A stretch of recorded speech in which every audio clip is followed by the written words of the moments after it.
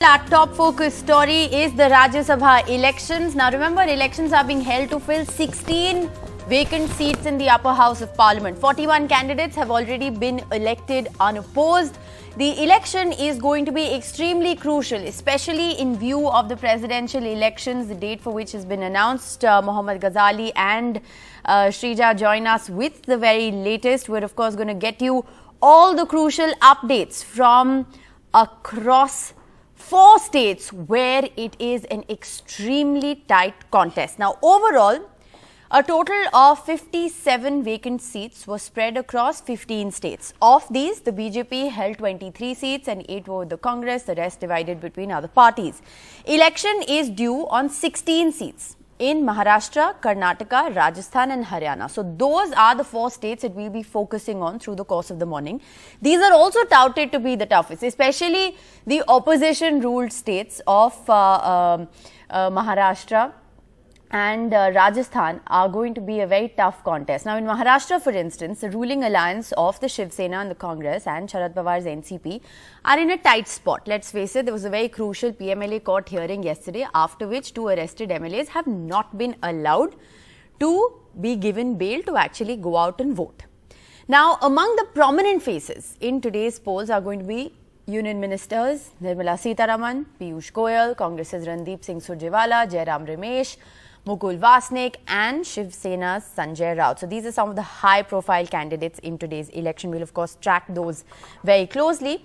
Meanwhile, the BJP has managed to cross the 100 mark in the upper house. So this of course is the bigger picture, with the BJP now becoming the first party to do so since 1990. Still, the elections are expected to help it shore up its numbers ahead of the presidential polls. So these of course are just some of the details, some of the overall details of how crucial this election is, and we are of course going to go across to our team of reporters in Maharashtra, Karnataka, Rajasthan and Haryana to bring us up to speed with the very latest, where remember, resort politics has peaked, private planes are in service, you've had MLAs doing yoga, playing games and also being trained in how to vote in this crucial election. So before we go across to our bureaus, it's over to Sanket Upadhyay for an overall explainer on what to expect today. Hello and welcome to NDTV Explainers. Now the race to Rajya Sabha is on, but we thought that it is very, very important for our viewers to understand what exactly is happening, because you're getting snatches of the conversation but not the complete picture. So here you have on the screen what is going to happen today is that 57 seats are going to go to polls in 15 states. Now, elections are not happening on 57 seats because there is no contest on all 57. We'll explain what that means. So there are 15 states where 57 MPs will be elected for the Rajya Sabha. Let's move on.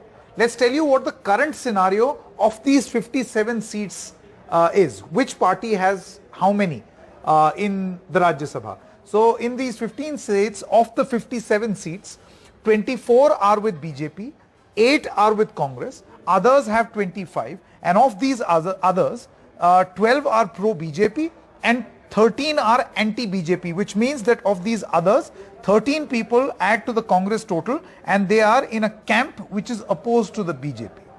BJP has 24, but of these others, 12 are usually they support the Bharatiya Janata Party. So that is the situation. Now, we are not saying that the result is going to be exactly this, but there is a likely scenario. What is that likely scenario? That once these elections are held, 21 go to the BJP, 10 go to the Congress, and there will be 26 that will go to the others. Pro-BJP will be 11 and anti-BJP will be 15. So you can see that this is just a rough calculation. It could go in a different direction as well, because there are some close contests. So what's the situation? 24 with the BJP, 8 with the Congress, 25 others, of which 12 are pro-BJP and 13 are anti-BJP. This is the current scenario.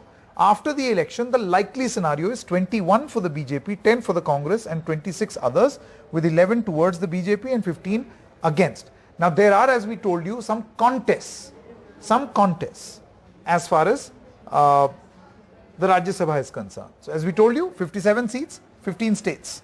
Let's take a look at each state, right? Where all is this election happening? So that's the map of India. Let's move on now and show you this map right here. 2 in Punjab, 2 in Haryana, 4 in Rajasthan, 3 in Madhya Pradesh, 2 in Chhattisgarh, 6 in Maharashtra, a contentious state, Haryana, Rajasthan, Maharashtra and Karnataka. These 4 states are where there is going to be a contest. In other states, there is no dispute. So people know that they have this many votes and they are going to vote.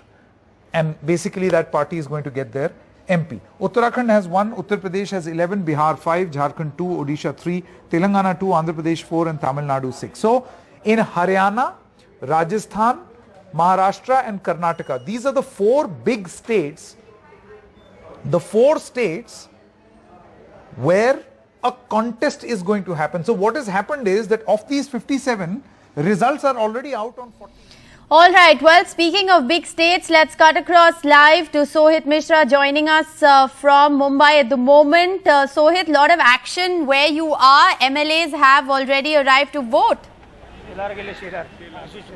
That's right. In fact, if you see over here, Ashish Shelar, BJP MLA, has just arrived, and before that, what you can say is that all the BJP MLAs have arrived via buses over here. In fact, now even the Shiv Sena MLAs have started to arrive over here. Now, what you see over here are Shiv Sena MLAs who are arriving over here, and Sachin Ahir has reached over here. Sachin Ahir is a Shiv Sena MLA who has reached, and even he is here to see what can be done over here.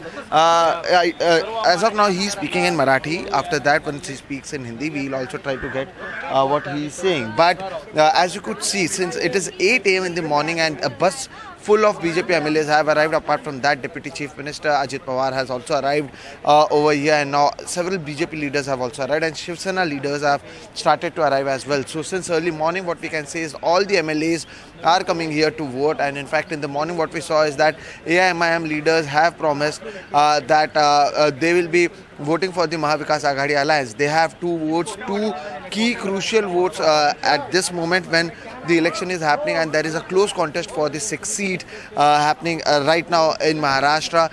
We came to know yesterday how Nawab Malik and Anil Deshmukh have not been allowed to vote. However, they have moved to the High Court, and it would be important what happens today around 11 a.m. It is being said that this case might be mentioned, and after that there could be a hearing on the same.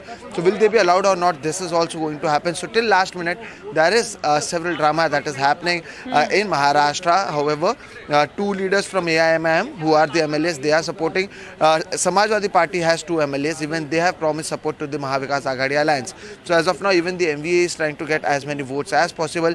At the same time, the good news for the BJP is that Devendra Fadnavis, who was tested positive, has been tested negative. So he'll be coming out to vote as well. The entire election is a direct election between Uddhav Thackeray and Devendra Fadnavis, and it is a very close contest. And in all of this, what we can say that while the MLAs have started to come and vote, what will happen in the court will also be important. AIMIM leaders and Samajwadi Party leaders will also come, and they will also vote in favor of Mahavikas Aghadi Alliance as they have promised.